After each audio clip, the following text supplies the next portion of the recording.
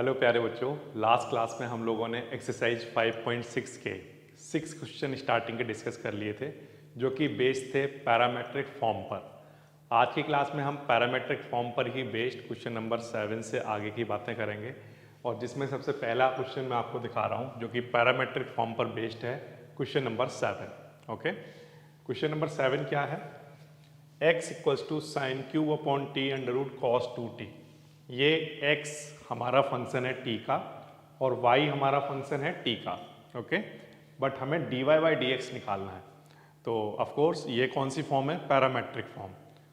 अब इस parametric form को निकालने के लिए सबसे पहला काम आप क्या करोगे? तो अगर आप लास्ट वीडियो देख चुके हो तो आपको पता होगा कि किस तरह से इन क्वेश्चन को किया जाता है। सबसे पहले dx अपॉन dt निकालेंगे, फिर dy अपॉन dt निकालेंगे, फिर dy अपॉन dt के आंसर को dx अपॉन dt के आंसर से डिवाइड करा देंगे, तो वहाँ से हमारा dy बाई डी एक्स निकल कर आ जाएगा। ठीक है, तो सबसे पहले dx अपॉन dt निकालिए ध्यान से। अच्छा, dx अपॉन dt जब आप निकालोगे तो यहाँ पर बच्चों आपका लगेगा डिवीजन रूल। कौन सा वाला रूल? डिवीजन रूल काम करेगा। ठीक है, तो डिवीजन रूल लगा देते हैं। ये हमारे लिए फर्स्ट और ये हमारे लिए सेकंड का काम करेगा। तो जो डिवीजन रूल होता है वो क्या होता है? डिवीजन रूल में नीचे आता है सेकंड का स्क्वायर। क्या आता है? सेकंड वाली जो क्वांटिटी है या जो मैं कहूँ डिनोमिनेटर जो होता है उसका क्या आता है? स्क्वायर। ठीक है, सेकंड का स्क्वायर, फिर ऊपर सेकंड एज इट इज ऐसे ही रहता है। ठीक है, अच्छा, फिर डेरिवेटिव किसका होगा? साइन क्यूब टी का, D over D T of sine cube T. Sign cube T को हम साइन टी की होल पावर 3 लिख सकते हैं। ये भी ठीक है, साइन क्यूब टी को साइन टी की होल पावर 3 लिख दिया। अब ये हो गया सेकंड डेरिवेटिव ऑफ फर्स्ट, फिर इसके बाद माइनस फर्स्ट ऐसे ही, and derivative of second, derivative of cos 2t। Cos 2t under root के अंदर है, उसे हम होल पावर 1/2 लिख लेते हैं। ठीक है, इस तरह से लिख सकते हैं, कोई प्रॉब्लम वाली बात नहीं है। अब इसके आगे का स्टेप देखिए कैसे करना है, ध्यान दीजिए, बड़ा क्वेश्चन है। पहले dx अपॉन dt निकालना एक टास्क है, फिर dy अपॉन dt निकालना एक बड़ा टास्क है, फिर उनको डिवाइड करके फिर फाइनल आंसर निकालना। तो पहले dx बाई dt को केयरफुली सॉल्व करो आप। तो अंडर रूट कॉस 2t ऐसे ही, ठीक है, कोई प्रॉब्लम नहीं है इसमें। साइन t की होल पावर 3 का डेरिवेटिव आप कैसे कराओगे? तो आप इसे x की तरह ट्रीट करोगे, है ना, या मैं कहूँ t की तरह ट्रीट करोगे, तो 3 आगे आ जाएगा और साइन t पर पावर कितनी बचेगी? 2। 3 में से एक पावर कम हो जाएगी। ये ऐसा सिंपल डेरिवेटिव है।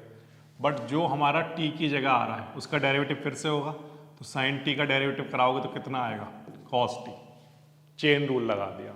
ठीक है, तो 3 साइन t का whole square, but sine t का डेरिवेटिव फिर से होगा जो कि क्या रहा होगा? Cos t।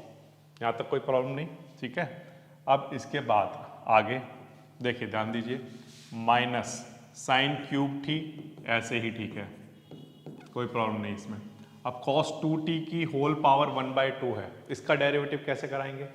तो 1/2 आगे आ जाएगा, 1/2 आगे आ जाएगा, और cos 2t की पावर माइनस 1/2 बची होगी, जिसको हम नीचे ले जाकर अगर लिखें तो ये बन जाएगा cos 2t की पावर प्लस का 1/2, और प्लस का 1/2 दरअसल रूट बना सकते हैं हम उसको।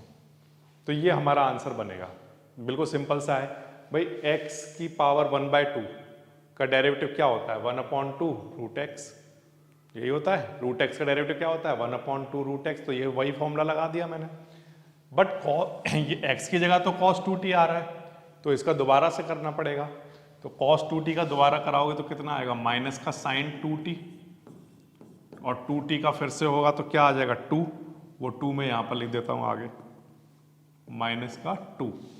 ठीक है, एक बार फिर से ये x की तरह ट्रीट किया मान लो, तो ये क्या है? दरअसल रूट x ही तो है। तो रूट x का डेरिवेटिव 1/2 रूट x होता है। ठीक है, और cos 2t का दोबारा कराओगे तो दोबारा कराने पर क्या होगा? cos 2t का तो माइनस का 2 साइन 2t बन जाएगा, ठीक है। अच्छा, और इस होल के नीचे अपॉन में क्या चल रहा होगा, रूट से ये कैंसिल ही करा देना, क्या बचा होगा cos 2t, सिर्फ ये बचा होगा, ठीक है। अब इसके बाद के जो स्टेप्स हैं उनको ध्यान से समझना चाहिए। देखो यहाँ पर क्या कर रहे हैं, इस 2 से ये 2 कैंसिल हो गया। अच्छा, ये वाला जो माइनस है और ये वाला माइनस मिलकर प्लस हो जाएगा, ये ध्यान रखना, ठीक है। तो ओके, हम नेक्स्ट स्टेप में करेंगे इसको। नेक्स्ट स्टेप जब हम करेंगे बच्चों, तो एक चीज़ और ध्यान रखना कि ये हमारे पास जो टर्म है इसके नीचे अपॉन में 1 है, और इस होल टर्म के नीचे अपॉन में अंडर रूट cos 2t है। तो जब आप एलसीएम लोगे तो एलसीएम में अंडर रूट cos 2t आएगा, हाँ या ना बोलो, यस आएगा या नहीं आएगा। या आप अगर इस स्टेप पर एलसीएम नहीं लेना चाहते तो मैं पहले एक बार आपको स्टेप लिख कर दिखा देता हूँ। देखो जैसे cos 2t ऐसे ही, ठीक है। ये वाला जो 3 है आगे लिख लो। अच्छा, साइन स्क्वायर टी बन जाएगा, ये साइन स्क्वायर टी, और साथ में क्या चल रहा है cos t, चलने दो। अच्छा, माइनस और माइनस प्लस, और साइन क्यूब टी और साइन 2t, ठीक है। और इस होल के नीचे अपॉन में क्या बचा हुआ है, अंडर रूट cos 2t, ठीक है, ये भी बचा हुआ है। और इस होल टर्म के नीचे क्या चल रहा है हमारे पास, cos 2t, ऐसे, ठीक है। तो ये सारा का सारा स्टेप मैंने एज इट इज लिख दिया। ये माइनस माइनस मैंने प्लस बना दिया, sine 2t sine cube T upon में क्या चल रहा है, अंडर रूट cos 2t। अब आप ध्यान से समझो, अब आपको एलसीएम समझ में आ जाएगा कि ये वाली जो टर्म है इसके नीचे अपॉन में 1 लिख लो, ठीक है। अब इन दोनों का एलसीएम बताओ कितना आएगा, तो answer under root cos 2t आएगा। या फिर अंडर रूट cos 2t जब एलसीएम आएगा तो उसका मल्टीप्लाई यहाँ पर होगा, तो यहाँ रूट से रूट, मतलब इसका होल स्क्वायर बनेगा, तो रूट से स्क्वायर कैंसिल हो चुका होगा। तो बचा क्या होगा हमारे पास, हमारे पास जो क्वांटिटी बचेगी वो ये 3 ऐसे, ठीक है। एलसीएम का जब हम एलसीएम लेंगे, इसका मल्टीप्लाई जब यहाँ हुआ होगा तो अंडर रूट cos 2t का होल स्क्वायर बना होगा, जिससे कि रूट से स्क्वायर कट के सिर्फ cos 2t बचा होगा। और क्या आ जाएगा, sine square t and cos t, और प्लस में क्या चल रहा है, sine cube t and sine 2t, ये। और इस होल के नीचे ये वाला टर्म एलसीएम में आ गया होगा, अंडर रूट cos 2t, ठीक है। और पहले से नीचे एक टर्म और चल रहा था cos 2t, ये हुआ। इस स्टेप को एक बार फिर से समझने की जरूरत है। यहाँ पर जब एलसीएम लिया गया तो इसका मल्टीप्लाई यहाँ पर हुआ तो cos 2t बन गया, ठीक। बाकी सब टर्म ऐसे ही लिखा रहा, और ये टर्म एलसीएम में चल रहा है हमारा यहाँ, और इसके साथ ये भी आ गया, ठीक है, एलसीएम हो चुका। ये हमारा टर्म जो निकल कर आया है वो क्या निकल कर आया, dx अपॉन dt। अभी तक सिर्फ एक ही पार्ट सॉल्व हुआ है, वो है dx अपॉन dt, ये सॉल्व होकर आया। कैसे किया सर, एक बार फिर से ध्यान देंगे। सबसे पहला काम क्या करना है हमें, सबसे पहला काम बच्चों हमें ये करना है कि हम यहाँ पर x वाला पार्ट लेकर चल रहे हैं, sine cube T upon under root cos 2t, इस वाले पार्ट को लेकर चल रहे हैं। अब इसमें डिवीजन वाला आपका जो रूल होता है वो लगाओगे, ऊपर वाला फर्स्ट नीचे वाला सेकंड, ठीक है। अब देखो कैसे लिखोगे, second derivative of first minus first derivative of second, और नीचे सेकंड का स्क्वायर, कोई प्रॉब्लम वाली बात नहीं। अब सॉल्व करना स्टार्ट करो। यहाँ नीचे स्क्वायर से रूट कट जाएगा तो सिर्फ cos 2t बचेगा, इसमें भी कोई प्रॉब्लम नहीं है। ये ऐसे ही लिखा, डेरिवेटिव ऑफ साइन t का होल क्यूब, तो ये x क्यूब का डेरिवेटिव क्या होता है, 3x स्क्वायर। अब x की जगह जो आ रहा है उसका डेरिवेटिव फिर से लिख दिया तो क्या हो जाएगा cos t, ठीक है, यहाँ तक भी कोई दिक्कत नहीं। फिर इसके बाद क्या किया, साइन क्यूब t ऐसे ही, ठीक है। cos 2t की पावर 1/2 है, तो ये x की पावर 1/2 का क्या होता है, 1/2 रूट x, ये होता है। बट x का फिर से होगा, यानी cos 2t का फिर से होगा, वो आएगा माइनस का 2 साइन 2t, ठीक है। डेरिवेटिव सारे करा दिए जहाँ जहाँ डेरिवेटिव थे, और बाकी नीचे स्क्वायर से रूट कटा था, ये बच गया, कोई प्रॉब्लम नहीं। अब इसके बाद क्या करें, अब इसके बाद ये सारे जो स्टेप टर्म थे ये थोड़े से अरेंज करके लिखे। ये 2 से 2 कैंसिल हुआ, माइनस माइनस प्लस बना दिया और इन टर्म को थोड़ा सा अरेंज करके लिख दिया। फिर इसके बाद इनका क्या किया, इनका हमने एलसीएम लिया। एलसीएम इन दोनों का क्या आया, तो इन दोनों का जब हमने एलसीएम निकाला तो वो आया अंडर रूट कॉस 2t। 1 से डिवाइड करेंगे इसको तो इसका मल्टीप्लाई यहाँ होगा, है ना, तो मल्टीप्लाई करने पर ये होल स्क्वायर बन गया होगा, तो इसलिए सिर्फ रूट हट गया होगा बेसिकली इसका, और ये बाकी के टर्म सब कुछ ऐसे ही ठीक है। और जो नीचे टर्म चल रहा था वो जो एलसीएम लिया गया उसके साथ आ गया होगा। ठीक, इस तरह से dx अपॉन dt निकला। अब dx अपॉन dt के बाद जब हमारा एक काम हो चुका, dx अपॉन dt निकल चुका, अब हम निकालेंगे dy अपॉन dt। तो वो क्या है, cos cube t upon under root cos 2t। ठीक है, अब हम इसको निकालते हैं। तो मैं इसको लिख लेता हूं सबसे पहले तो y इक्वल्स टू क्या है, cos क्यूब t अपॉन में अंडर रूट cos 2t। ठीक है, निकालो, क्या निकालने जा रहे हैं हम, dy बाय dt। ठीक है, dy बाय dt निकालते हैं। देखिए कैसे निकालेंगे, इसको फर्स्ट और इसको सेकंड मानेंगे। जैसे आपने dx अपॉन dt निकाला है बिल्कुल सेम वैसे ही ये निकल कर आएगा। तो यहाँ पर नीचे लिख लेते हैं सेकंड का स्क्वायर, यानी कि अंडर रूट cos 2t का स्क्वायर।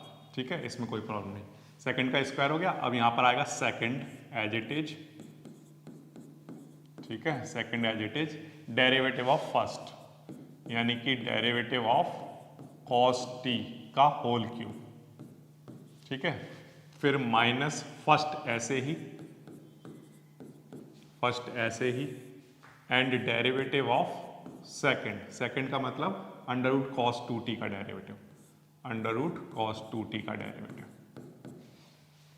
ठीक है, तो second derivative of first minus first derivative of second upon second का स्क्वायर, यही आपका डिवीजन वाला रूल होता है। ठीक है, अब इसके बाद थोड़ा सा सॉल्व करते हैं। तो ये इसमें तो कुछ करना नहीं है, ये तो ऐसे ही रहने दो, अंडर रूट cos 2t, इसमें कोई प्रॉब्लम नहीं है। अच्छा, इसका डेरिवेटिव बताओ क्या होगा, तो आंसर है x की पावर 3। x की पावर 3 का डेरिवेटिव क्या होगा, 3x स्क्वायर, 3x स्क्वायर, ये ठीक है। अब इसको x की तरह ट्रीट किया है तो इसका डेरिवेटिव फिर से होगा, तो cos t का डेरिवेटिव कितना आ जाएगा, माइनस का sin t। ठीक है, तो ये वाला डेरिवेटिव आपको समझ में आ गया। x की पावर 3, x क्यूब का डेरिवेटिव क्या होता है, 3x स्क्वायर, और x की जगह जो आ रहा है उसका डेरिवेटिव फिर से चेन रूल लगा दिया। Okay, minus cos cube t ऐसे ही ठीक है। अच्छा, अब इसके बाद अंडर रूट cos 2t, इसका डेरिवेटिव कैसे करेंगे, तो ये हम देख चुके हैं। ये रूट x है बच्चों, रूट x का डेरिवेटिव 1/2 रूट x होता है।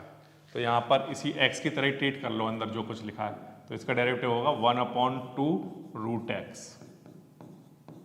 ठीक है, ये ऐसे। बट जो x की तरह ट्रीट किया गया है उसका डेरिवेटिव फिर से होगा, तो cos 2t का डेरिवेटिव आएगा माइनस का 2 sin 2t। ठीक है, ये हमारा cos 2t का डेरिवेटिव हमने यहाँ पर लिख लिया। और इस होल के नीचे, इस होल क्वांटिटी के नीचे क्या चल रहा है, स्क्वायर से रूट कैंसिल कर दो, क्या बच जाएगा, cos 2t, ये हमारा टर्म बच जाएगा। अब इसके बाद देखिए, ध्यान दीजिए कैसे करेंगे। यहाँ पर अंडर रूट cos 2t ऐसे ही ठीक है, कोई प्रॉब्लम नहीं। ये 3 को आप चाहो तो आगे लिख लो, और ये आपका क्या चल रहा है, cos स्क्वायर t, और माइनस को भी आप आगे लिख लो यहाँ पर। ठीक है, माइनस का क्या, sin t, और माइनस ऐसे ही ठीक है, ये वाला माइनस और ये वाला माइनस मिलकर प्लस, इस 2 से ये 2 कैंसिल, तो क्या बच जाएगा, cos cube t and sin 2t, और इस होल के नीचे अपॉन में क्या, अंडर रूट cos 2t, ये आ जाएगा। क्या कर दिया ये, देखो ये वाला माइनस यहाँ लिख लिया, ये 3 यहाँ लिख लिया, cos 2t ये लिखा हुआ है, cos स्क्वायर t और sin t, और इधर माइनस और minus plus cos cube t और sin 2t ये लिखा हुआ है, 2 से 2 कैंसिल हो गया था, और अपॉन में ये, और इस होल क्वांटिटी के नीचे क्या चल रहा है हमारे पास, cos 2t ऐसा चल रहा है। ठीक है ये। अच्छा, अब इसके बाद बच्चों क्या होगा, अब इसके बाद यहाँ पर इस होल के नीचे अपॉन में 1 लिखकर आप इन दोनों क्वांटिटी का क्या ले सकते हो, एलसीएम। एलसीएम जब आप लोगे तो देखो क्या बनने वाला है, दिखा देता हूँ आपको। जब आप बच्चों एलसीएम लोगे तो under root cos 2t LCM आएगा, अंडर रूट कॉस 2t ये आपका एलसीएम में आएगा, ठीक है। और 1 डिवाइडेड बाय दिस और इसका मल्टीप्लाई यहाँ पर होगा तो क्या बन जाएगा, कॉस 2t, क्योंकि अंडर रूट कॉस 2t इन दोनों का जब मल्टीप्लाई होगा तो होल स्क्वायर बनेगा ना, स्क्वायर से रूट तो हट गया होगा, तो मतलब बेसिकली इसका रूट हट जाएगा। और साथ में क्या चल रहा है, cos square t and sine t ऐसा चल रहा है, प्लस यहाँ पर जो क्वांटिटी चल रही है इनको ऐसे ही लिखा रहने दो, cos cube t and sine 2t, ठीक है ये। अच्छा, और साथ में एक चीज और चल रही है इनके नीचे, वो क्या है, कॉस 2t, ठीक है, ऐसे चल रहा है। अब इसके बाद क्या करोगे, इसके बाद ये जो टर्म बन गया हमारा, ये आपका बच्चों dy बाई dt का आंसर बन गया। किसका आंसर बन गया, ये dy अपॉन dt का आंसर, ठीक है। यहाँ तक कोई प्रॉब्लम वाली बात नहीं है। अब बच्चों ये जो dy बाई dt का आंसर बना है, इसको हम डिवाइड कराएंगे किससे, dx अपॉन dt के आंसर से, ठीक है। तो यहाँ पर लिख लेता हूँ dy अपॉन dt को मैं डिवाइड करा रहा हूँ किससे, dx अपॉन dt के आंसर से। अब dy अपॉन dt का तो आंसर ये कंप्लीट आंसर है, इसको यहाँ पर लिख लेता हूँ, तो माइनस का 3 cos 2t and cos square t और क्या साइन t, ठीक है, प्लस cos क्यूब t ऐसे ही, ठीक है, और साथ में क्या साइन 2t ऐसा आ जाएगा। और इस होल के नीचे अपॉन में क्या चल रहा है, अंडर रूट में cos 2t और साथ में क्या cos 2t, ये dy बाई dt का आंसर है। अब इस होल आंसर के नीचे अब हम किसका आंसर लिखेंगे, dx अपॉन dt का आंसर। अच्छा, dx अपॉन dt का आंसर हमने क्या निकाला था, dx अपॉन dt का आंसर ये निकाला था 3 cos 2t sine square t cos t, ये मैं वहाँ पर लिख लेता हूँ, ठीक है। क्या क्या था, 3 cos 2t sine square t cos t, ठीक है, और प्लस में cos क्यूब t नहीं sine cube t and sine 2t, ठीक है। और इस होल के नीचे अपॉन में क्या चल रहा है, अंडर रूट में cos 2t and cos 2t, इस तरह से, ठीक है। तो ये dx अपॉन dt का आंसर मैंने वहाँ से लिखा है। एक बार फिर से चेक कर लेते हैं कि हमने सही वैल्यू कॉपी की है। तो 3 cos 2t sine square t cos t sine cube t sine 2t, ठीक है, वैल्यू हमने सही कॉपी की है। अब इसके बाद जब हम dy बाई dt निकाल चुके थे उसका आंसर ये आया था, dx अपॉन dt हम निकाल चुके थे, इसका आंसर नीचे वाला आपका ये टर्म बन गया था, ठीक है। तो dx अपॉन dt हमने ये क्या किया, सॉरी dy अपॉन dt को डिवाइड करा लिया किससे, dx अपॉन dt से, ओके। अब आपका dt से dt कट गया तो क्या बच गया आएगा, बोलो, dy अपॉन dx बच जाएगा। अब इस टर्म को आप सॉल्व करके लिखना है, सिंप्लीफाई करके लिखना है जितना आप कर सकते हो, बहुत ज़्यादा नहीं करना है, ठीक है। आप जहाँ तक सॉल्व सिंप्लीफाई कर सकते हो वहीं पर आप अपने आंसर को छोड़ सकते हो, इससे आगे सॉल्व करने की ज़रूरत नहीं है, ठीक है। जैसे अंडर रूट कॉस 2t से अंडर रूट कॉस 2t और ये टर्म कैंसिल हो जाएंगे, ओके। अब हमारे पास जो टर्म बचे हुए हैं उनको आप यहाँ पर लिख लो। तो यहाँ पर मैंने लिख लिया 3 cos 2t and cos square t and sine t, ठीक है, ये बच गया, plus cos cube t and sine 2t, ये आ गया। और इस होल के नीचे अपॉन में क्या टर्म, 3 cos 2t, ठीक है, sign square t and cos t plus sign cube t and upon में और साथ में क्या साइन 2t। अब बच्चों ये जो आपका आंसर बना है ये आपका dy बाई dx का फाइनल आंसर है, ठीक है। अब आप इससे आगे सॉल्व करना चाहते हो तो कर सकते हो। मान लो एग्जाम में क्या सर, अगर हम यहीं तक सॉल्व करें इस क्वेश्चन को तो क्या हमारा आंसर ठीक माना जाएगा, आंसर है यस। आपका यहाँ तक भी करोगे तब भी आंसर ठीक माना जाएगा। इसके आगे अगर आप सिंप्लीफाई करना अगर आपको अच्छे से पता है तो आप इसके आगे अच्छे से सिंप्लीफाई करो। अगर नहीं पता है तो जहां भी आपका dy/dx का आंसर बने आप वहीं पर अपना आंसर छोड़ सकते हो। ठीक है, ये बात ध्यान रखना। मैं इसको थोड़ा सा सिंप्लीफाई करता हूं, जहां तक पॉसिबल होगा वहां तक सिंप्लीफाई कर लेंगे और फिर उसके बाद हम अपना फाइनल आंसर दे देंगे। ठीक है, तो हम यहाँ पर कुछ चेंज ला रहे हैं। क्या चेंज लेकर आ रहे हैं? सबसे पहले तो -3 ऐसे ही ठीक है। cos 2t को हम लोग कुछ लिख सकते हैं in the term of sine, change कर लें या cos में किसी में भी चेंज कर सकते हैं। हम cos में चेंज कर देते हैं, यहाँ पर लिख लेते हैं 2 cos स्क्वायर t -1। ठीक है, cos 2t वाला फॉर्मूला लगा दिया और बाकी यहाँ पर जो चल रहा है उसे चलने दो, cos square t sin t ऐसे ही ठीक है, प्लस यहाँ पर cos क्यूब t में कोई चेंज नहीं है, इसको ऐसे ही रखो। यहाँ पर sin 2t का फॉर्मूला लगा दो, 2 sin t cos t। ठीक है, ये हमने फॉर्मूला लगा दिया और इस होल के नीचे अपॉन में यही आप अब नीचे भी आप कुछ ना कुछ चेंज लाओगे। चेंज केवल 2t वाले फॉर्मूलों में ला रहे हो, जैसे cos 2t का फॉर्मूले में चेंज लाया और sin 2t के फॉर्मूले में चेंज लाया। ठीक है, और कहीं पर कुछ चेंज नहीं करना। ऐसे नीचे cos 2t का फॉर्मूला चेंज कर दो, यहाँ पर 1 - 2 sin स्क्वायर t इसमें चेंज कर दिया और नीचे cos स्क्वायर और क्या चल रहा है हमारे पास, sin स्क्वायर t चल रहा है, उसको लिख लेते हैं sin स्क्वायर t और साथ में क्या cos t। ठीक है, और प्लस sin क्यूब t में कोई चेंज नहीं, केवल 2t वाले फॉर्मूलों में sin 2t को अगेन फिर हम क्या लिख लेंगे, 2 sin t and cos t। तो इस क्वेश्चन को आगे सिंप्लीफाई करने के लिए हमने क्या स्ट्रेटेजी बनाई है, जो cos 2t और sin 2t के फॉर्मूले हैं उनको हमने यहाँ पर अप्लाई कर दिया, बस इतना किया है। ठीक है, अब इसके बाद हम क्या करेंगे बच्चों, यहाँ पर कुछ कॉमन आता हुआ दिख रहा है आपको, sin t कॉमन आता हुआ दिख रहा है, cos t कॉमन आता हुआ दिख रहा है, तो हम sin t and cos t ये ऊपर से कॉमन ले लेंगे। ठीक है, हालांकि कॉमन लेने के लिए तो आप cos स्क्वायर t भी कॉमन ले सकते हो, बट नीचे से cos स्क्वायर t कॉमन नहीं आएगा, सिर्फ cos t ही आएगा, तो इसलिए मैं सिर्फ cos t को कॉमन ले रहा हूँ। ठीक है, अच्छा तो क्या बच जाएगा देखो, -3, अच्छा और sin t और एक cos t चला गया होगा, एक cos t बचा होगा और एक ये वाला ब्रैकेट बच गया होगा, 2 cos स्क्वायर t -1 ये।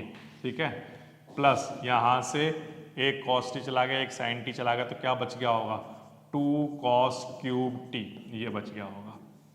ठीक है, अच्छा अब नीचे क्या करें, अच्छा नीचे क्या करेंगे, नीचे से भी बच्चों हम लोग sin t और cos t को कॉमन लेंगे, तो क्या बन जाएगा देखो, sin t and cos t। ठीक है, ये कॉमन आ गया, जब कॉमन आ जाएगा यहाँ से sin t चला गया तो एक sin t बच जाएगा। ठीक है, ये वाला 3 भी बच जाएगा और cos t कॉमन चला गया और ये वाला ब्रैकेट भी बचा होगा, 1 - 2 sin स्क्वायर t। ठीक है, ये अच्छा प्लस यहाँ से sin t और cos t चले गए तो क्या बच जाएगा, 2 sin क्यूब t ये बच जाएगा। एक बार फिर से ध्यान दीजिए, सबसे पहले तो हमने cos 2t के फॉर्मूले लगा दिए, sin 2t के फॉर्मूले यहाँ पर अप्लाई कर दिए। ठीक है, और फिर इसके बाद sin t cos t ऊपर और नीचे दोनों साइड से हमने कॉमन ले लिया। अब sin t cos t cancel out हो गए, तो देखो क्या बचेगा हमारे पास फाइनली, तो यहाँ से इसका मल्टीप्लाई करा लेते हैं, फिर पता चलेगा क्या बचेगा।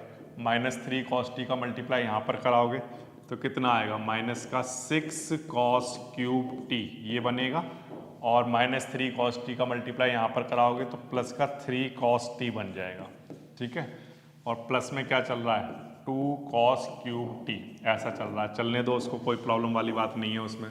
अच्छा नीचे अगर आप देखोगे तो 3 sin t का मल्टीप्लाई 1 में कराओगे तो यहाँ पर क्या आएगा, 3 sin t, और 3 sin t का मल्टीप्लाई यहाँ पर कराओगे तो देखो क्या बनेगा, 3 2 जा 6 sin क्यूब t, और प्लस में पहले से वहाँ पर क्या चल रहा है, 2 sin क्यूब t। ठीक है, ऐसा वहाँ पर पहले से चल रहा है, चलने दो उसको। अब इसके बाद क्या होगा, इसके बाद बिल्कुल आसान सा है क्वेश्चन करना। अब बच्चों यहाँ ऊपर से हम अगर माइनस का साइन कॉमन ले लें तो हमारा एक फॉर्मूला बन के तैयार हो जाएगा, 4 cos cube t -3 cos t। ये बच्चों हमारा फॉर्मूला हुआ करता है, किसका फॉर्मूला, cos 3t का फॉर्मूला। और नीचे ये जो फॉर्मूला है ये ऑलरेडी किसका फॉर्मूला है हमारे पास, साइन 3t का फॉर्मूला, ठीक है। तो माइनस ऐसे, ठीक है, ऊपर वाला ये फॉर्मूला बन गया है किसका, cos 3t का, और नीचे पहले से क्या चल रहा है हमारे पास, साइन 3t। तो cos 3t upon sine 3t क्या बन जाएगा, cot 3t। माइनस का cot 3t सिंपलेस्ट फॉर्म है जो हमने यहाँ पर बना ली। जितना हम सिंप्लीफाई कर सकते थे उतना सिंप्लीफाई करके हमने अभी अपना आंसर लिख लिया। इस आंसर पर पहुँचने के लिए आपने सबसे पहले अगर मैं देखूं तो आपने क्या निकाला, dx अपॉन dt निकाला। वो कैसे निकाला उसको एक बार फिर से देखते हैं, और फिर आपने dy बाई dt निकाला, उसको कैसे निकाला उसको देखते हैं, और फिर फाइनली सिंप्लीफाई करके कैसे लिखा गया आंसर उसको समझते हैं। सबसे पहले आपने sine cube T upon under root cos 2t का डेरिवेटिव कराया, डिवीजन रूल लगाया, फर्स्ट डिवाइडेड बाय सेकंड। क्या होता है, सेकंड का स्क्वायर, फिर सेकंड ऐसे ही derivative of first, minus first ऐसे ही डेरिवेटिव ऑफ सेकंड, ठीक है। यहाँ पर आपने केयरफुली इनके क्या किए, डेरिवेटिव किए। डेरिवेटिव करना आपको आता है। 2 से 2 ये कैंसिल हुआ था, माइनस माइनस प्लस बना। फिर यहाँ पर जो टर्म बने थे उनमें बच्चों एलसीएम लिया गया। एलसीएम वाला स्टेप भी मैंने आपको बताया। फिर एलसीएम जब ले लोगे तो यहाँ से अंडर रूट हट जाएगा क्योंकि इसका मल्टीप्लाई यहाँ हो रहा होगा, ठीक है। और एलसीएम में ये और ये टर्म ये दोनों आ जाएंगे। तो ये आपका dx अपॉन dt बना। बिल्कुल सेम इसी तरह से डिवीजन वाला फॉर्मूला लगाकर फिर आपने सेकंड का square, second derivative of first minus first derivative of second ये लगाया।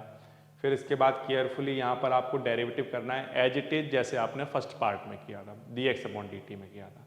फिर अगेन एलसीएम भी बिल्कुल सेम वैसे ही रहेगा। इन दोनों का एलसीएम जब आप निकालोगे तो LCM under root cos 2t आ रहा होगा, और अंडर रूट कॉस 2t का मल्टीप्लाई जब यहाँ हुआ होगा तो कॉस 2t बन गया होगा। ये एक इंपॉर्टेंट स्टेप है। तो यहाँ पे dy बाई dt बन जाता है हमारा। dy बाई dt बन जाने के बाद फिर आप dy बाई dt के आंसर को डिवाइड कराते हो जो आपने dx बाई dt का आंसर निकाला था। तो आपका ये टर्म कैंसिल हो जाता है, ठीक है।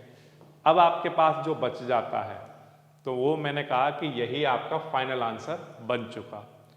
अगर आपको इससे आगे सिंप्लीफाई अच्छे से करना आ रहा है तो आप उसको आगे करिए, नहीं आ रहा है तो कहीं ऐसा ना हो कि सिंप्लीफाई करने आप करने जाओ और वहाँ पर कुछ मिस्टेक हो जाए तो फाइनल आंसर कुछ गलत दिखने लगे।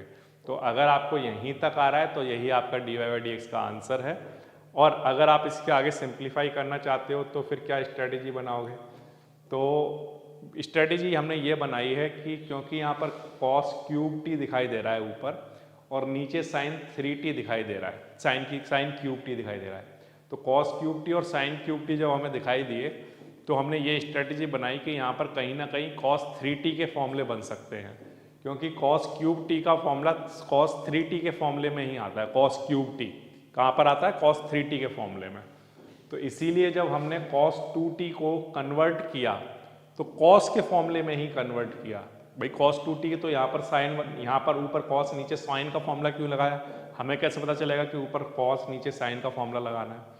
तो आंसर है कि जब हम cos 3t बनाना चाहते हैं, और वो हमें कैसे पता चला कि cos 3t बनाना चाहते हैं, वो हमें cos क्यूब t और साइन क्यूब t को देख के आइडिया लग गया कि यहाँ पर कहीं ना कहीं cos 3t का फॉर्मूला बना जा सकता है। तो cos में कन्वर्ट करने के लिए cos 2t में जब हमने फॉर्मूला लगाया तो cos वाला लगाया, साइन 2t के फॉर्मूले तो ऊपर और नीचे दोनों जगह सेम ही है, एक ही है।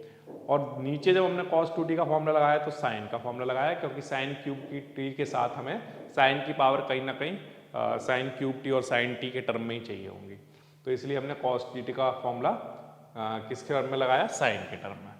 अब इसके बाद बच्चों आगे अगर आप थोड़ा सा सॉल्व करोगे तो साइन t cos t आपको कॉमन आता हुआ दिखाई देगा, कॉमन ले लिया। अंदर जो टर्म है जब आप इनको मल्टीप्लाई कराओगे और सॉल्व करोगे, और अगर आप ऊपर वाले टर्म में से माइनस का साइन कॉमन ले लेते हो तो आप देखते हो कि यहाँ पर cos 3t का फॉर्मूला बन चुका, यहाँ पर साइन 3t का फॉर्मूला बन चुका। तो cos 3t upon sine 3t बन जाएगा, और cos अपॉन साइन क्या होता है, cot 3t बन जाएगा। ये बच्चों आपका फाइनल आंसर बनेगा, ठीक है। तो एक एक स्टेप, बड़े आसान सा स्टेप हैं सारे, उनको अगर आप केयरफुली करते जाओगे, dx बाई dt निकालोगे, dy बाई dt निकालोगे, तो फिर फाइनली अगर आप केयरफुली करते जाओगे सारे स्टेप, प्लस माइनस का ध्यान रखोगे, छोटे छोटे से डेरिवेटिव में छोटी छोटी सी चीज़ें याद रखोगे तो बड़े आसानी से इस क्वेश्चन को आप कर पाओगे। ठीक है, तो ये एक आसान वाला क्वेश्चन हो गया आपका क्वेश्चन नंबर 7। इसके बाद आ जाते हैं बच्चों हम नेक्स्ट क्वेश्चन पर, क्वेश्चन नंबर 8। क्या कह रहा है क्वेश्चन नंबर 8? क्वेश्चन नंबर 8 भी एक पैरामेट्रिक फॉर्म का क्वेश्चन है। और कैसे करेंगे, सबसे पहले ऑफकोर्स dx अपॉन dt निकालेंगे हम लोग। तो यहाँ पर dx अपॉन dt निकालते हैं। a ऐसे ही ठीक है, cos t का डेरिवेटिव माइनस का sin t होता है, कोई प्रॉब्लम वाली बात नहीं है। log x का डेरिवेटिव कितना होता होगा? तो आंसर है log x का डेरिवेटिव 1 अपॉन x होता है। log x का डेरिवेटिव 1 अपॉन x होता है, बट x की जगह जो आया है उसका डेरिवेटिव फिर से होगा। तो tan x बाई 2 का डेरिवेटिव कितना होगा? Secant square x by 2। But x by 2 का डेरिवेटिव फिर से होगा, तो इसका आंसर कितना आएगा? 1 अपॉन 2। ठीक है, इस स्टेप को समझ लो ध्यान से। cos t का डेरिवेटिव माइनस sin t होता है, कोई प्रॉब्लम नहीं। अब log x का डेरिवेटिव क्या होता है? 1 अपॉन x। अब x का डेरिवेटिव फिर से होगा, तो tan x का डेरिवेटिव sec x होता है, सेकेंड स्क्वायर x होता है। अब x की तरह ट्रीट किया गया था x बाई 2, तो वो इसका दोबारा से होगा, तो क्या आएगा? 1 बाई 2। ठीक है, तो अब अगर हम फाइनली देखें तो हमारे पास क्या बन रहा है, देखो ध्यान से। a माइनस का sine t plus 1 upon 2 sec square X by 2 है। सेक स्क्वायर एक्स बाई 2 को हम लोग क्या लिख सकते हैं? 1 upon cos square X by 2। 1 upon cos square X by 2 लिख सकते हैं। और नीचे tan x बाई 2 है, इसको हम लोग क्या लिख सकते हैं? Sine x by 2 upon cos x by 2 ऐसे लिख सकते हैं। ठीक है, कोई प्रॉब्लम वाली बात है क्या इसमें? नहीं, आसान सी बात है ये तो। क्या कर दिया ये? 1 अपॉन 2 कहाँ गया? ये लिखा हुआ है। सीकेंट स्क्वायर एक्स बाई 2 को क्या लिखेंगे? 1 upon cos square X by 2। और नीचे जो tan x बाई 2 लिखा हुआ है उसको क्या लिख सकते हैं? Sine x by 2 upon cos x by 2। ठीक है, अच्छा a ऐसे ही ठीक है, माइनस का साइन t ऐसे ही ठीक है, 1 अपॉन 2 ऐसे ही ठीक है। अब यहाँ पर cos x बाई 2 से एक cos x बाई 2 कैंसिल हो गया, तो क्या बच जाएगा? अगर आप ध्यान से देखोगे तो यहाँ पर एक cos x बाई 2 बचा और एक sin x बाई 2 बच गया। sin x by 2, x by 2 क्यों लिख रहा हूँ मैं? tan t बाई 2 होना चाहिए।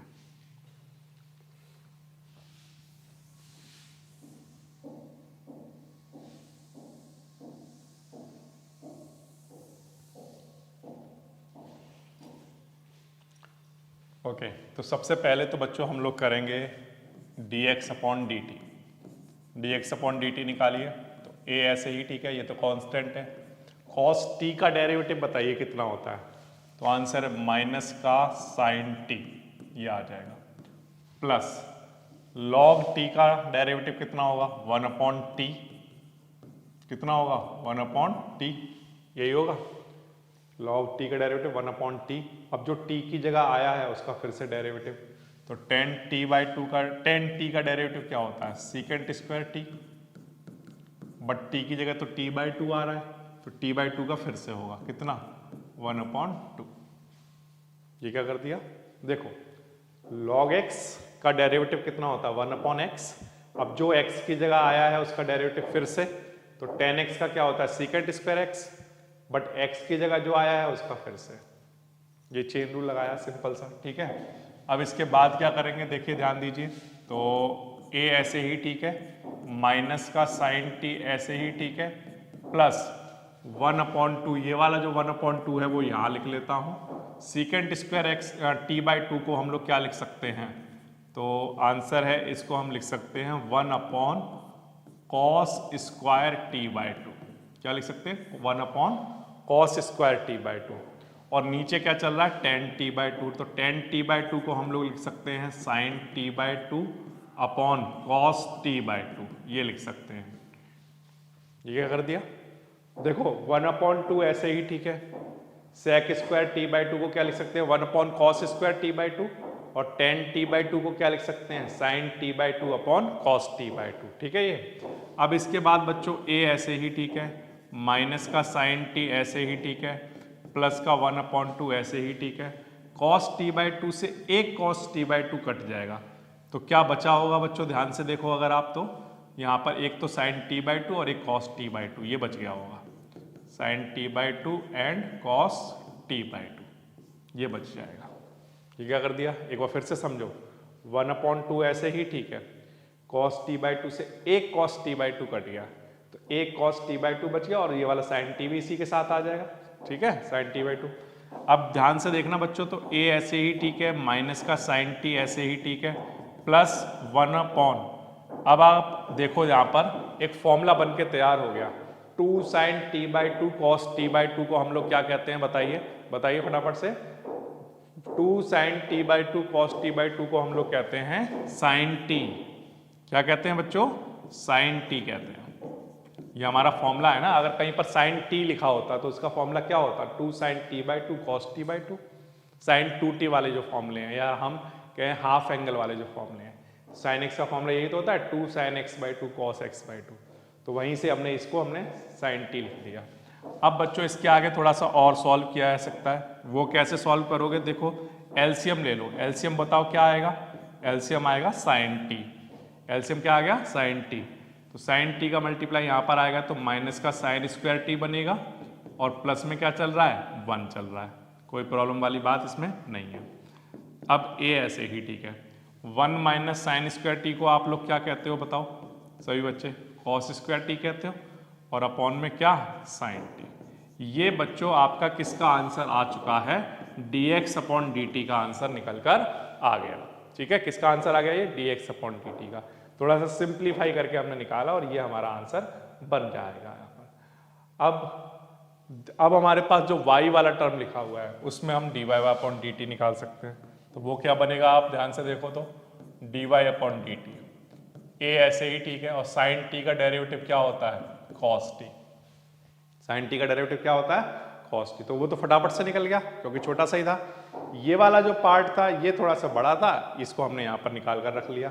कैसे निकाला एक बार फिर से समझते हैं, a ऐसे ही ठीक है, cos t का डेरिवेटिव कितना, माइनस का sin t, अच्छा log x का डेरिवेटिव कितना, 1/x, अब x की जगह जो आया है उसका फिर से, तो tan x का secant स्क्वायर x, बट जो x की जगह आया है उसका फिर से, तो जैसे चेन रूल लगाते हैं सिंपली वो लगाया।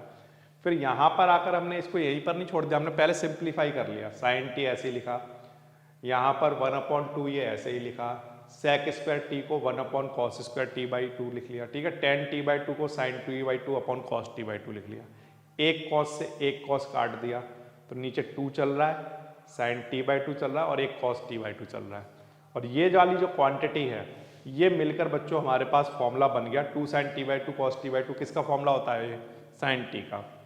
अब हमने यहाँ पर एलसीएम लिया, एलसीएम लेने पर जब हम सॉल्व करेंगे तो फाइनली हमारे पास ये आंसर बना, तो dx/dt है हमारे पास और dy/dt का भी आंसर है, और हम निकालना चाहते हैं dy/dx, तो हम क्या करेंगे, dy/dt के आंसर को, ठीक है, डिवाइड करा देते हैं किससे, dx/dt के आंसर से। अब dy/dt का आंसर तो है हमारा a cos t, ठीक है, और dx/dt का आंसर हमारा ये निकल कर आया है a cos square t/sin t, क्या निकल कर आया है, a cos square t/sin t, ये निकल कर आया है, ठीक है, a से a कैंसिल, एक cos से एक cos कैंसिल, sin t कहाँ चला जाएगा, ऊपर, sin t कहाँ चला जाएगा, ऊपर, और नीचे एक cos बचा हुआ है अभी, तो हमारा फाइनली आंसर कितना बन जाएगा, tan t, tan t is the final answer, किसका, जब dt से dt कटेगा तो ये किसका आंसर बनेगा, dy/dx का आंसर। ये कैसे किया, सबसे पहले तो हमने dy/dt का आंसर जो आया था वो यहाँ लिख लिया, और dx/dt का जो आंसर आया था वो इसके नीचे लिख लिया, a से a कैंसिल हो गया, और एक cos से एक cos कट गया, sin ऊपर चला गया, sin/cos आप जानते हो tan t होता है। इस तरह से आप इस क्वेश्चन को करोगे तो पहले से थोड़ा सा dx/dt निकालो केयरफुली, ठीक है, इस पार्ट को थोड़ा सॉल्व करो, dy/dt आपका छोटा सा ही है, वो बड़े आसानी से निकाल पाओगे, dy/dt के आंसर को dx/dt के आंसर से डिवाइड करोगे, ये आपका आंसर बन जाएगा। तो ये बच्चों एक आसान वाला क्वेश्चन आपको दिया हुआ है इस एक्सरसाइज के अंदर, क्वेश्चन नंबर 8। इसकी प्रैक्टिस करोगे बड़े आसानी से कर पाओगे। इसके बाद आ जाते हैं नेक्स्ट क्वेश्चन नंबर 9 पर। छोटा सा क्वेश्चन है, बड़ा आसान सा क्वेश्चन है। कैसे करने वाले हैं देखिए, ध्यान दीजिए। सबसे पहले dx अपॉन डी थीटा निकालेंगे। क्यों? क्योंकि ये थीटा का यहाँ पर फंक्शन है x। तो ये ऐसे ही ठीक है। सेक थीटा का डेरिवेटिव कितना होता है? तो सेक थीटा का डेरिवेटिव होता है सेक थीटा टेन थीटा। क्या हुआ करता है? Sec theta tan theta. अच्छा, इधर निकालो dy अपॉन डी थीटा निकालो। तो b ऐसे ठीक है। टेन थीटा का डेरिवेटिव क्या हुआ करता है? Secant square theta. यही हुआ करता है, ठीक है। अब बिल्कुल आसान सा ये इसलिए हो गया क्योंकि dy अपॉन डी थीटा को आप डिवाइड करा रहे होगे किससे? dx अपॉन डी थीटा से। तो dy अपॉन डी थीटा कितना होता है? b सेक स्क्वायर थीटा है हमारे लिए। ये dy बाई डी थीटा की वैल्यू रख दी। अब dx अपॉन डी थीटा की वैल्यू रख दो, a sec theta tan theta, ठीक है। अब एक सेक से एक सेक कैंसिल, तो क्या बच जाएगा? b upon a। अच्छा, ऊपर एक सेक बच गया है, तो मैं ये काम करता हूँ, वो सेक को 1 अपॉन कॉस थीटा लिख देता हूँ। अच्छा, नीचे टेन थीटा बच गया है, उसको मैं sine theta upon cos theta लिख देता हूँ। कोई प्रॉब्लम वाली बात इसमें नहीं है। अब साइन थीटा से साइन थीटा कैंसिल, तो क्या बच जाएगा? b अपॉन a और 1 अपॉन साइन थीटा हमारा जो बचा होगा उसको हम लोग क्या लिख सकते हैं? Cosec theta. तो ये प्यारे बच्चों आपका आंसर निकल कर आ जाएगा। बहुत आसान है। कैसे किया सर? एक बार आसानी से कर लेंगे। देखो, सबसे पहले तो x का डेरिवेटिव कराएंगे थीटा के रेस्पेक्ट में। तो a ऐसे ही ठीक है। सेक थीटा का derivative sec theta tan theta, कोई प्रॉब्लम नहीं। टेन थीटा का डेरिवेटिव सेकेंड स्क्वायर थीटा, इसमें भी कोई प्रॉब्लम नहीं। dy अपॉन डी थीटा को dx अपॉन डी थीटा से डिवाइड करा देंगे, तो हमारे पास क्या बचा होगा? dy upon dx। तो जब आप डिवाइड कराओगे तो एक सेक से एक सेक कैंसिल हुआ होगा, तो क्या बचेगा? b अपॉन ए, और एक सेक बचा हुआ है, उस सेक को 1 अपॉन कॉस लिख दिया, और जो टेन बच गया उसको साइन अपॉन कॉस लिख दिया। कॉस से कॉस कैंसिल होगा, 1 अपॉन साइन थीटा क्या कहलाएगा? Cosec theta. तो b अपॉन ए कोसेक थीटा आपका आंसर निकल कर आ जाएगा। तो बच्चों ये एक आसान सा क्वेश्चन बनाया हुआ है इस एक्सरसाइज के अंदर, क्वेश्चन नंबर 9, जिसको आप बड़े आसानी से कर पाओगे। इसके बाद अगर हम आगे देखें, क्वेश्चन नंबर 10 की बात करें, तो ये एक और आसान क्वेश्चन इस एक्सरसाइज में बनाया हुआ है। वो कैसे बनाएंगे? देखो, dx अपॉन डी थीटा जब आप निकालोगे, क्योंकि x थीटा का फंक्शन है, तो थीटा के रेस्पेक्ट में इसका डेरिवेटिव कराओगे, तो a ऐसे ही ठीक है। कॉस थीटा का डेरिवेटिव क्या होता है? तो आंसर है माइनस का साइन थीटा। माइनस का साइन थीटा, इसमें तो कोई प्रॉब्लम है ही नहीं, है ना। अब यहाँ पर अगर हम देखें तो ये फर्स्ट और ये सेकंड, इन दोनों में प्रोडक्ट रूल लगेगा। क्या लगेगा? Product rule. क्यों? क्योंकि दोनों ही यहाँ पर हमारे क्या है? वेरिएबल है। दो फंक्शन है, थीटा अलग फंक्शन है, साइन थीटा अलग फंक्शन है, तो दोनों में प्रोडक्ट रूल लगेगा। तो जब आप प्रोडक्ट रूल लगाओगे तो देखो, first derivative of second plus second derivative of first, ये मैंने डेरिवेटिव करा भी दिया।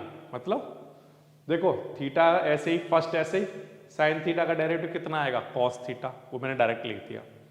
प्लस सेकंड ऐसे ही, थीटा का डेरिवेटिव कितना आएगा? 1, ठीक है, ये आ जाएगा। तो यहाँ से अगर dx अपॉन डी थीटा देखें तो फाइनली मुझे कैसा दिखाई दे रहा है? a माइनस का साइन थीटा, और अच्छा ये कैंसिल आउट भी हो जाएगा हमारे पास, ये टर्म माइनस साइन थीटा से प्लस साइन थीटा कैंसिल भी हो रहा है, तो क्या बचा होगा? a बचा, थीटा बचा और कॉस थीटा बचा, ये बचेगा, ठीक है। ये dx अपॉन डी थीटा निकल कर आ गया। अब बात कर लेते हैं y वाले पार्ट की। y हमारे पास क्या है? a sine theta minus theta cos theta, ऐसे है। अब हम इसका डेरिवेटिव कराएंगे, dy अपॉन डी थीटा अगर निकालें तो a ऐसे ही ठीक है। साइन थीटा का डेरिवेटिव क्या होता है बच्चों? तो आंसर है साइन थीटा का डेरिवेटिव होता है कॉस थीटा, ठीक है, कोई प्रॉब्लम नहीं। अब यहाँ पर ये फर्स्ट और ये सेकंड का काम करेगा, ठीक है, और इन दोनों प्रोडक्ट रूल लगाएंगे। फर्स्ट डेरिवेटिव ऑफ सेकंड, तो कॉस थीटा का डेरिवेटिव कितना आएगा? माइनस का साइन थीटा। फिर second as it is derivative of first, यानी थीटा का डेरिवेटिव कितना? 1। ये मैंने बच्चों इन दोनों में प्रोडक्ट रूल यहाँ पर लगा दिया। First derivative of second, second derivative of first, और बाहर इनके ये वाला माइनस का साइन चल रहा है, इसको हम लोग ओपन करेंगे। तो देखो ए ऐसे ही ठीक है, कॉस थीटा ऐसे ही ठीक है, इस माइनस और ये वाला माइनस मिलकर प्लस बन जाएगा, और क्या बचेगा थीटा साइन थीटा, ये वाला माइनस और ये वाला माइनस, ये प्लस माइनस और प्लस मिलकर माइनस हो जाएगा, और यहाँ पर कॉस थीटा चल रहा है। ठीक है बच्चों, अब इस कॉस थीटा से इस कॉस थीटा को क्या कर देंगे, कैंसिल आउट कर देंगे। कैंसिल करने के बाद हमारे पास क्या बच जाएगा, फाइनली आंसर देखो, ए बचेगा, थीटा बचेगा और साइन थीटा बचेगा। ठीक है, तो ये तो dx अपॉन डी थीटा का आंसर आया था, और ये आपका dy अपॉन डी थीटा का आंसर निकल कर आ गया। अब आपको नेक्स्ट स्टेप बड़े अच्छे से पता है, क्योंकि आप काफी क्वेश्चंस कर चुके हो, तो आपको पता है कि dy अपॉन डी थीटा को डिवाइड करा देंगे किससे, dx अपॉन डी थीटा के आंसर से। dy अपॉन डी थीटा का आंसर क्या है, a theta sine theta, a theta sine theta upon dx upon D theta का आंसर क्या है, a थीटा कॉस थीटा। ठीक है, a थीटा से a थीटा कैंसिल, तो sine theta upon cos theta कितना आंसर आ जाएगा, टेन थीटा हमारा फाइनल आंसर बन जाएगा।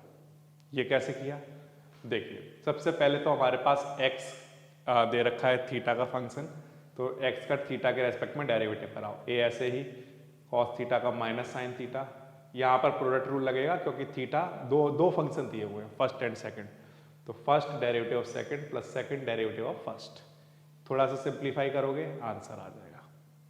फिर इसके बाद y वाला उठा लो, इसमें बिल्कुल सेम एज इट इज किया जाएगा जैसे मैंने x में किया, साइन थीटा का डेरिवेटिव कॉस थीटा, यहाँ पर प्रोडक्ट रूल लगाओगे, first derivative of second, second derivative of first. ठीक है, बाहर जो माइनस चल रहा है उसका ध्यान रखना, बाहर माइनस रहेगा, इस माइनस की वजह से अंदर के साइन चेंज होंगे, यहाँ पर जैसे साइन से साइन कटा था वैसे यहाँ पर कॉस से कॉस कट जाएगा, ये बच जाएगा। फिर इसको इससे डिवाइड कराओगे, टेन थीटा आपका फाइनल आंसर बन जाएगा। बिल्कुल आसान सा क्वेश्चन है और बड़े आसानी से आप कर भी सकते हो। इसके बाद बच्चों आ जाते हैं हम इस एक्सरसाइज के लास्ट क्वेश्चन पर, जो है क्वेश्चन नंबर 11। एक आसान सा क्वेश्चन बनाया हुआ है क्वेश्चन नंबर 11। कैसे करेंगे ध्यान दीजिए। सबसे पहले तो dx upon D T, parametric form है, dx अपॉन डी टी निकालो, क्योंकि x t का फंक्शन है और y भी t का फंक्शन है। अच्छा, अब यहाँ पर जब हम डेरिवेटिव करेंगे तो a की पावर साइन इनवर्स t है, ये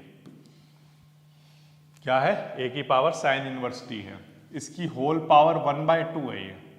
अगर हम देखें तो रूट, या फिर मैं डायरेक्टली आपको समझा दूं क्या, कि रूट x का डेरिवेटिव क्या होता है, रूट x का डेरिवेटिव, तो आंसर है 1/2 रूट x, 1/2 रूट x, ये हुआ करता है सर।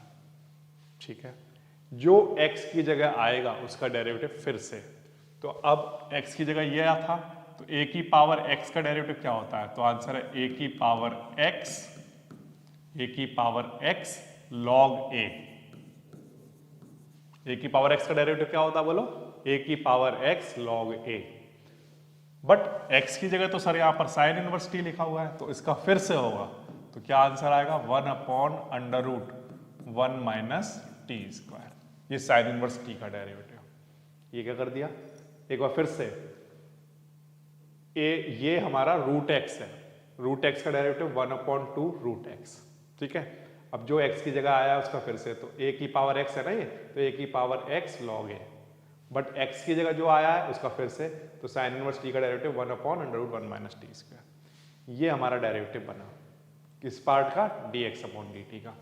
अब y वाले पार्ट का बनाओ, y वाला पार्ट आपका क्या है बच्चों, a cos inverse t, a की पावर cos इनवर्स t है। तो अगेन जब आप डेरिवेटिव कराओगे dy अपॉन dt लिखोगे, तो देखो बच्चों क्या बनेगा, यहाँ पर बनेगा फिर से वही रूट x का डेरिवेटिव कितना होता है, तो आंसर 1/2 रूट x। ठीक है, ये 1/2 रूट x, कोई प्रॉब्लम नहीं। अब बच्चों यहाँ पर x का फिर से होगा, तो a की पावर x का क्या होगा, a की पावर x log a, ए की पावर एक्स लॉग ए, और फिर कॉस इनवर्स टी का फिर से होगा क्योंकि एक्स की तरह टी दिया ना, तो इसका फिर से 1/√1 माइनस टी स्क्वायर, बट कैसा, माइनस में। ठीक है, ये क्या कर दिया, ए की पावर, देखो यहाँ पर रूट एक्स का डेरिवेटिव 1/2√x, अब x का फिर से, तो ए की पावर x log a, फिर x की जगह जो आ रहा है उसका फिर से। ठीक है, dx/dt निकाल लिया, dy/dt निकाल लिया। अब dy/dt के आंसर को dx/dt के आंसर से डिवाइड करा देता हूँ। dy/dt के आंसर को dx/dt के आंसर से डिवाइड करा देता हूँ, तो क्या बन जाएगा, देखिए ध्यान दीजिए। dy/dt का आंसर है क्या, इसको मैं थोड़ा सा अरेंज करके लिख देता हूँ। तो ये वाला जो माइनस है ये सबसे आगे, ये वाला माइनस। ठीक है, अच्छा, और ऊपर क्या क्या बचा, ए की पावर कॉस इनवर्स टी और लॉग ए, ये है। अच्छा, इसके नीचे क्या क्या चल रहा है, हमारा नीचे 2 चल रहा है, अंडर रूट में ए की पावर कॉस इनवर्स टी चल रहा है। ठीक है, ए की पावर क्या चल रहा है, कॉस इनवर्स टी। अच्छा, और क्या चल रहा है, √1 माइनस टी स्क्वायर चल रहा है। ये क्या किया है, इसको समझो। यहाँ पर देखो, ये कहाँ लिखा है, ये लिख रहा है, ये कहाँ लिखा है, ये लिखा हुआ है, ये कहाँ है, ये रहा, ये कहाँ है, ये है, 2 कहाँ है, ये है, माइनस कहाँ गया, ये लिख दिया। ठीक है, अच्छा, और इस होल के नीचे अपॉन में कौन सा वाला आंसर, dx/dt वाला आंसर। dx/dt वाले आंसर को जब आप लिखोगे तो वहाँ पर आ रहा है ए की power sine inverse T and log A, और इस होल के नीचे अपॉन में चल रहा है 2 एंड अंडर रूट में ए की पावर साइन इनवर्स टी। ठीक है, साइन इनवर्स टी, और क्या चल रहा है, अंडर रूट में, और क्या चल रहा है, अंडर रूट में 1 माइनस टी स्क्वायर। ठीक है, ये हमारा dx/dt का आंसर है जो मैंने यहाँ पर नीचे लिख दिया। अब आप dy/dt के आंसर को जब dx/dt के आंसर से डिवाइड कराओगे तो देखो बच्चों फाइनली आंसर क्या बनेगा, इससे ये कैंसिल, log a से log a कैंसिल, 2 से 2 कैंसिल, सब कुछ जो जो कैंसिल हुआ वो कैंसिल कर दिया। अब देखना बचेगा क्या, अब यहाँ पर बचेगा क्या उसको देख लेते हैं। माइनस बचा हुआ है, ठीक है, लिख लिया।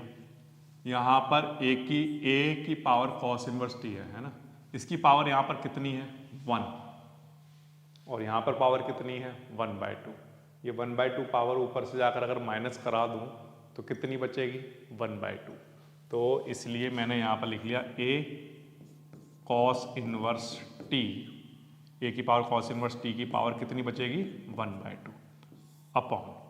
अब यहाँ पर ध्यान दो, नीचे वाले पार्ट में सेम यही काम यहाँ पर भी हुआ। ये क्या हो रहा है सर, ए की पावर साइन इनवर्स टी की होल पावर यहाँ कितनी है, 1 है, और यहाँ ए की पावर साइन इनवर्स टी की पावर कितनी है, 1/2।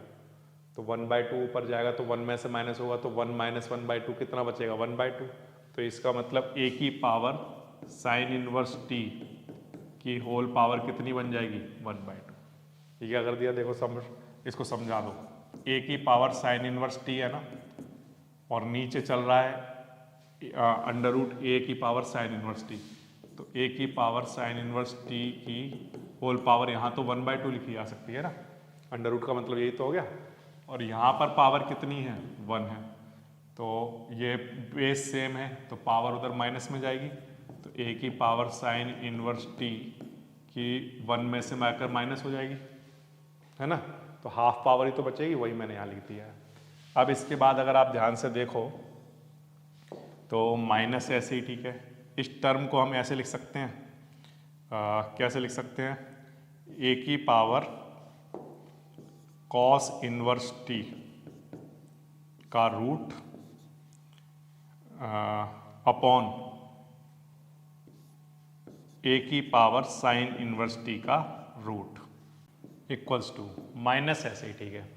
अब अंडर रूट में ए कॉस इनवर्स टी और अंडर रूट में ए साइन इनवर्स टी को हम लोग क्या लिख सकते हैं, देखो ध्यान से, ये बच्चों में क्वेश्चन में गिवन था कि अंडर रूट ए की power cos inverse T Y के इक्वल है, ए की power sine inverse T X के इक्वल है। तो मैं यही यहाँ पर लिख देता हूँ ए की पावर कॉस इनवर्स टी को मैं क्या लिख देता हूँ y, और ए की पावर साइन इनवर्स टी के रूट को मैंने x लिख दिया। तो ये बच्चों हमारा निकल कर आ गया कि dy बाई डी एक्स किसके इक्वल है, माइनस वाई अपॉन एक्स के इक्वल। और यही बच्चों हमें शो करके दिखाना था। उसने क्वेश्चन में क्या बोला था, show that dy by D x किसके इक्वल है, माइनस वाई अपॉन एक्स के इक्वल। ठीक है, ये बात आ गई आपको समझ में। तो कैसे करेंगे, एक बार फिर से, x इक्वल्स टू ए की पावर साइन इनवर्स टी का रूट दे रखा था। तो यहाँ पर रूट एक्स का डेरिवेटिव 1/2 रूट एक्स, एक्स की जगह जो आ रहा है उसका फिर से, तो ए की पावर एक्स का डेरिवेटिव ए की पावर एक्स साइन ए की पावर एक्स लॉग ए। ठीक है, और जो एक्स की जगह आ रहा है उसका फिर से साइन इनवर्स टी का फिर से करा दिया हमने। तो ये dx अपॉन dt आ गया। सेम यही काम हमने y में किया कि रूट एक्स का डेरिवेटिव 1/2 रूट एक्स, फिर a की पावर x का a की पावर x log a, फिर जो x की जगह आ रहा है cos इनवर्स t उसका फिर से डेरिवेटिव। इसके बाद dy अपॉन dt के आंसर को dx अपॉन dt के आंसर से आप जब डिवाइड कराओगे, तो डिवाइड कराने पर कुछ टर्म तो ऐसे हैं जो आपके कैंसिल आउट हो रहे होंगे।